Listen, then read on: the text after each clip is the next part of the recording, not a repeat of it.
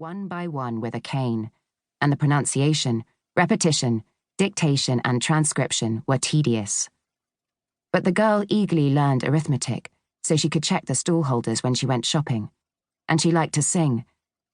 And the teacher took the local history class on trips, so the girl came to know the city of Breslau and its surroundings. Chapter 2. She came to know that she was growing up in poverty. Just because the school, a new red brick building with yellow sandstone windowsills and pilasters, was nicer than the other houses in the district, it didn't mean the other houses were run down. The school was the school. But when the girl saw the stately residences on wide streets, the villas with their gardens, the magnificent public buildings and wide squares and parks, and when she breathed more freely on the riverbanks and bridges, she understood that the poor lived in her neighborhood, and she was one of them. Her father was a docker, and when there was no work at the docks, he sat at home. Her mother was a laundress. She collected laundry from upper-class households, carried it home in a bundle on her head, and returned it on her head again, washed and ironed and wrapped in a sheet. She worked day in, day out, but the work didn't bring in much money. The girl's father had been shifting coal for days on end, with no time to sleep or change his clothes, when he fell ill. Headache, dizziness, fever.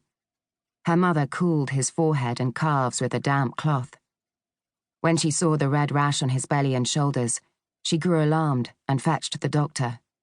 She too was dizzy and had a fever. The doctor diagnosed typhus and sent them both to hospital. The leave-taking from the girl was brief.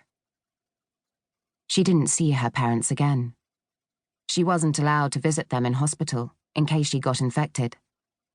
The neighbor took her in and kept telling her that her parents would get better until, after a week, the father died, and then, 10 days later, the mother. The girl would have liked to stay with the neighbor, and the neighbor would have liked to keep her. But the girl's paternal grandmother decided to take her back to Pomerania.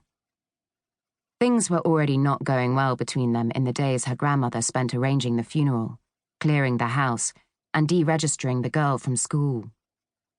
The grandmother had disapproved of her son's marriage. She prided herself on her Germanness and had rejected Olga Novak as a wife for her son, although she spoke fluent German. She had also disapproved of the parents naming the girl after her mother. When she became her guardian, the girl's Slavic name would be exchanged for a German one. But Olga refused to give up her name. When her grandmother tried to explain the disadvantages of a Slavic name and the merits of a German one, Olga stared at her in incomprehension.